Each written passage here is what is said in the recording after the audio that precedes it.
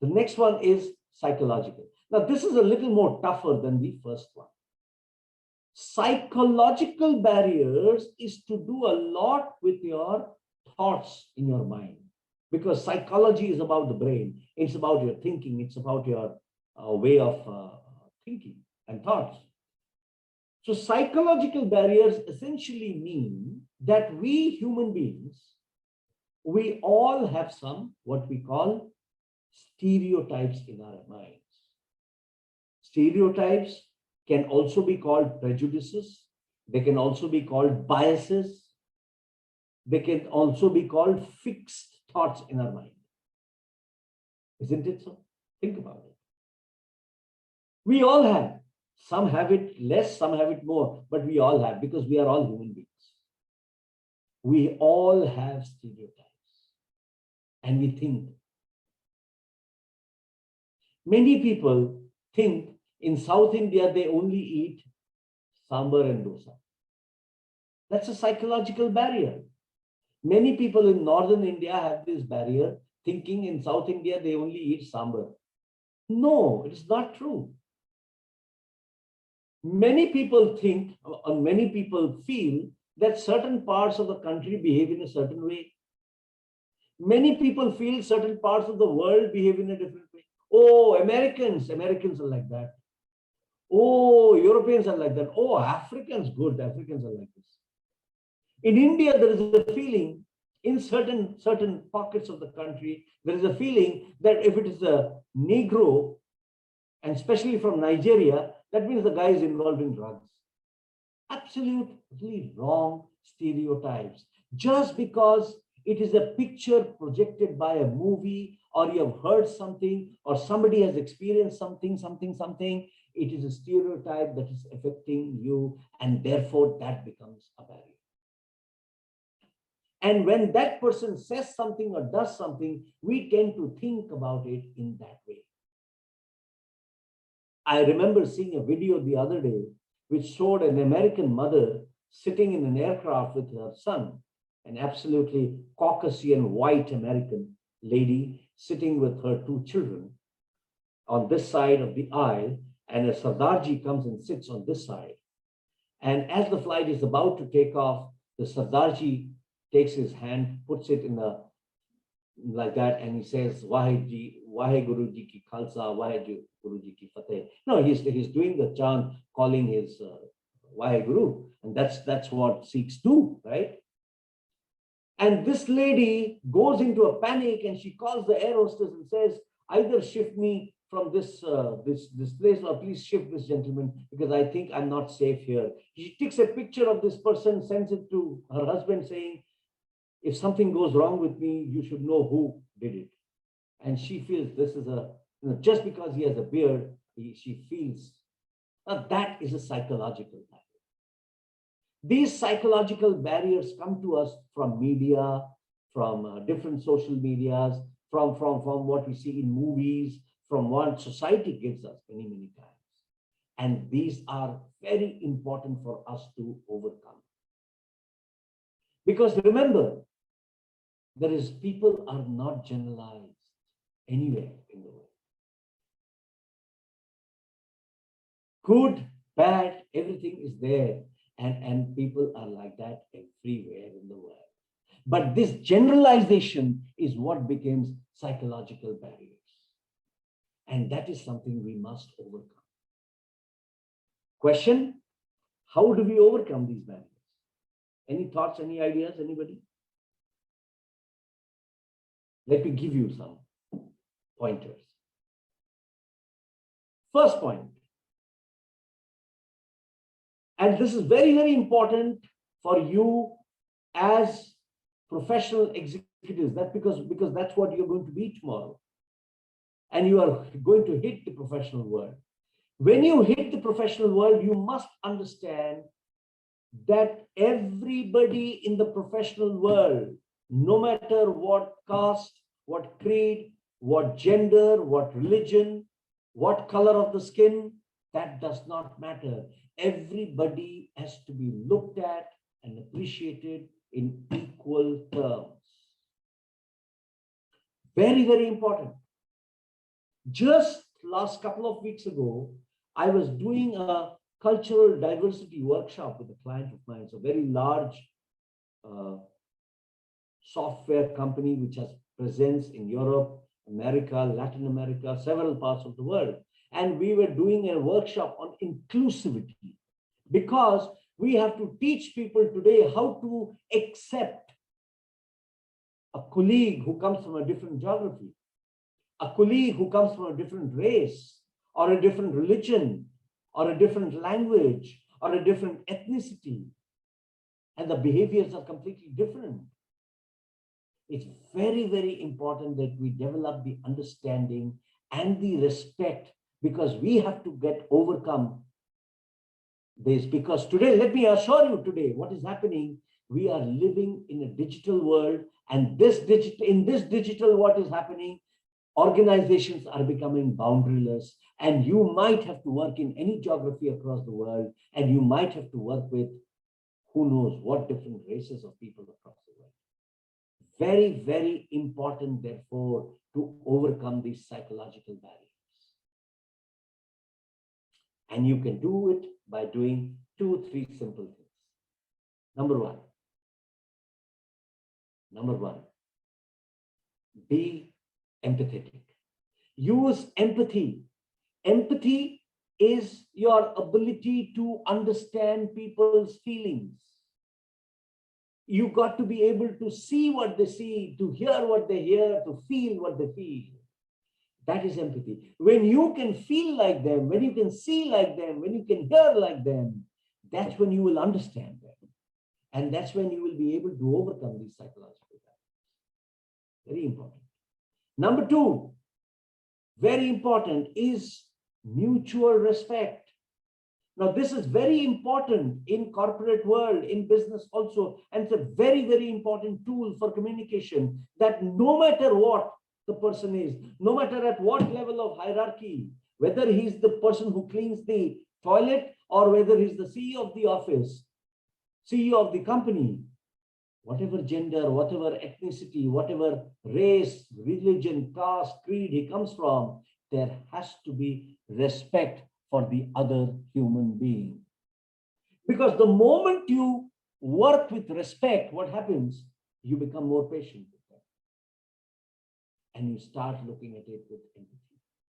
And that is the only way to overcome psychological barriers. Because I'm telling you today, I'm predicting you, especially if you get to work in any multinational, whatever you call it, any software or any technology-driven companies, there is a fair chance that you will be likely to handle multiple different places. Even if you talk about Indian companies today, I know some of our students got placed in several banks, and if you work in a bank, you will have people from multiple ethnicity who are going to interact with you, isn't it? You could be posted anywhere in the country. You could be posted in Madanapalle in Andhra Pradesh. You could be placed in Jorhat in Assam, or you could be placed in whatever, in Jaisalmer in Rajasthan, wherever, right? Or Porbandar in Gujarat.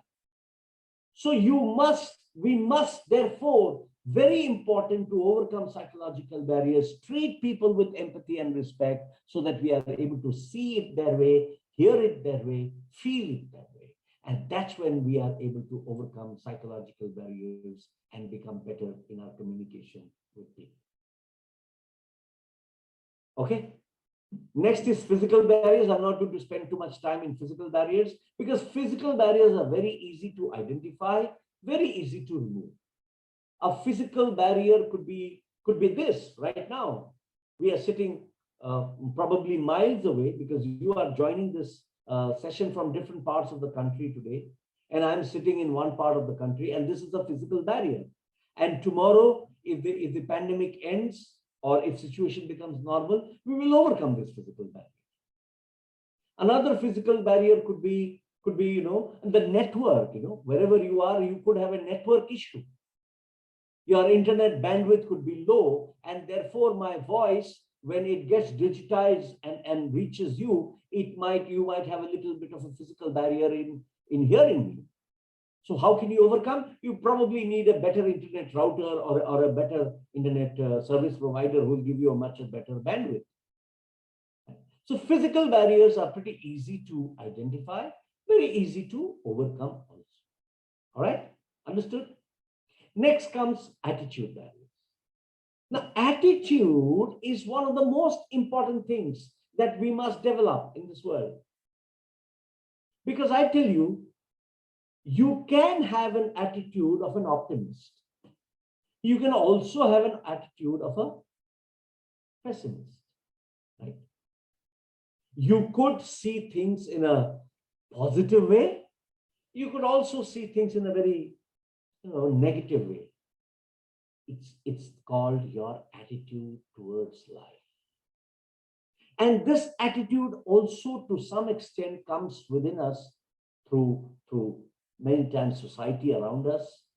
Many times it comes from our own psychological setup in our head, the way we are. It can also be part of our DNA.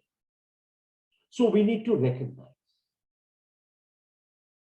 Some people are very negative in their nature. If you tell them anything, they will find 20 faults with that. But there are some other people, if you tell them the same thing, they will quickly tell you 4 or 5 things which are good about that particular thing, right? So we see it in different ways. I remember I had this friend of mine. He and I were one day, this was several years ago, and he and I were going down this one street, and this was one dirty street that we were going through. And there was some muck here, some dirt there, rubbish thrown around this here, that way. And he was looking here, looking there, and saying, "Gee, oh, horrible! This is nonsense." So I told him, "Hey, why don't you look up there? You see, there's a balcony out there, and somebody's put plants, and there's a beautiful flower out there. See, in this world, we have good, we have bad, and we also have ugly. Yes or no? That's a fact of life. Now, there are some people who will always see the good. There are some people who will always pick up the bad. And there are some people who will always pick up the ugly. Comes from one, our upbringing. It also comes from our DNA, gene. There are some gene factors also that helps set our attitudes. But the point is, the way my attitude is, that's the way I will see things, or I will believe things, or I will comprehend things. And that is going to become a big, huge barrier in my process of communication, because somebody could be saying something in a positive light, but I tend to take it in a negative way. Many times it could be the reverse also. So I have to also sometimes change my attitude. And I tell you something today, I think we will also have one session on attitude. Let me see if I can come back to you for that class. Because attitude, you change your attitude, and the world will change around you. And you will see how much more possibilities you are able to see around you the moment you change your attitude towards life in general. All right? Very important barrier that happens in communication. Finally, we have perception barriers, and perception barriers are to do both with the sender as well as the receiver. But let me give you an understanding of what I mean by perception barrier. A perception is how we see things, now you may say how we see things can come from our attitude also. Yes, it can come from our attitude also. But let me give you different perspectives of this perception. Say, let me give you an example. Say you are in a building, and this building is, say, 15 stories tall. It's a very tall building. Now you are standing on the first floor balcony, and you are seeing outside. Right? You got that? Now you take the lift and you go to the 15th floor, and you go to the balcony of the 15th floor, and you see outside again. Tell me what you see from the first floor of the same building and what you see from the 15th floor of the same building. Will it be same? Can it be same? It can't be same. Because what has happened? The higher you go, what is happening? Your perspective, your vision is becoming broader, broader, broader. Right? So our perspectives change as we go higher. Right? That's number one. Our perspectives also change when we expose ourselves to bigger things in life, to better things in life. Think about it. I look at my life, and I would like to share one lesson from my life with all of you. As a child, I grew up in a small town called Guwahati in Assam. Yes, that's where I grew up. I went to a school called Don Bosco High School in Guwahati. And as a child, sometimes in a year or two, I visited Calcutta a couple of times with my father, Calcutta or Kolkata. And I remember as a child, when I was to come to Calcutta with my father, I would be morbidly scared. Yes, I would be scared. I would be fearful. I would be fearful of getting lost. Because now Guwahati at that time was a city where you hardly see 4 or 5 people on the street. And here in Chaurangi of Calcutta those times, or in Dalhousie, you would see hundreds and thousands of people running like mad. And I would be very scared that I would get lost. Not only that, so I would hold on to my father's hand very, very firmly. And I would also be overawed by the buildings. And I would look at them with big eyes, and I wonder, what big buildings, what large buildings. I would admire at the streets and say, oh my God, what wide streets. Let me tell you today when I go back to Calcutta, I see the same streets. I see the same buildings. But I don't feel overawed with them. I am not at all scared of them anymore. Why? Is it just because I've grown up? No. What has happened over the years is I have also been able to see some parts of this world. If not the whole world, yeah, some parts of the world I have seen. So when I have seen the world, I have now been exposed to bigger, better things in this world. So what I used to overawe and get overwhelmed with at that time doesn't overwhelm me, doesn't overwhelm me anymore, because I have now exposed myself to bigger things, better things in life. Let me tell you a quick story. This is a story which Swami Vivekananda said to his audience in the Chicago Religious Conference in 1893. That's the year. I don't know whether all of you know it or not. Swami Vivekananda was the first Indian monk to reach the shores of America. And the year was 1893. In the city of Chicago, there was a religious conference, and delegates from across the world representing different religions were there. And Swamiji was not invited, but he went there and he requested organizers to allow him to speak. And with a lot of effort, he was given some 4 or 5 minutes to speak. And in that 4 or 5 minutes, the impact that he made with his speech led the organizers to allow him to speak for all of the 3 days. In all of the 3 days, he spoke, and the audience listened to him, mesmerized, understanding about Indianism or the culture and religion that we practice here. that was the first time the Western world was exposed to the Eastern thought. In that speech, and if you can find that speech on YouTube. If you search for it, you will find it. There are several Swami Vivekananda speeches available. I think some part of the speech has been restored and it is available on YouTube. You may want to hear that. Not at all from a religious perspective, but from a cultural perspective to understand a few things. All right.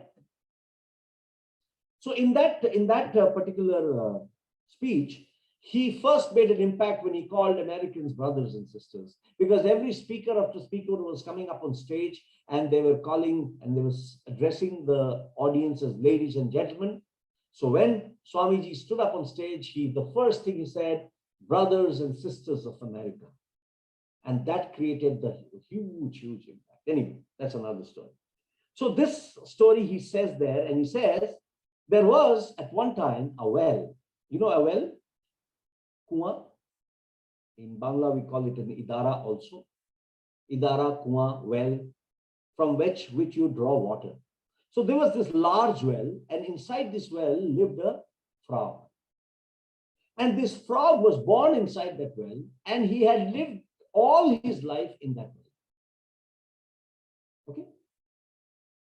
He had never seen the outside of a well, of that well. One day, what happened? Some flood kind of thing happened. The whole area was submerged in water, and water from river, seas got mixed. And somehow another frog, and this frog was from the ocean. And this frog of the ocean somehow came and landed into this same well where the frog of the well used to live. So the frog of the well was delighted to see another frog. So he welcomed this frog, other frog, who was the frog from the ocean. And he said, bro, welcome. I'm very glad to see you, bro, because I have lived here alone all my life.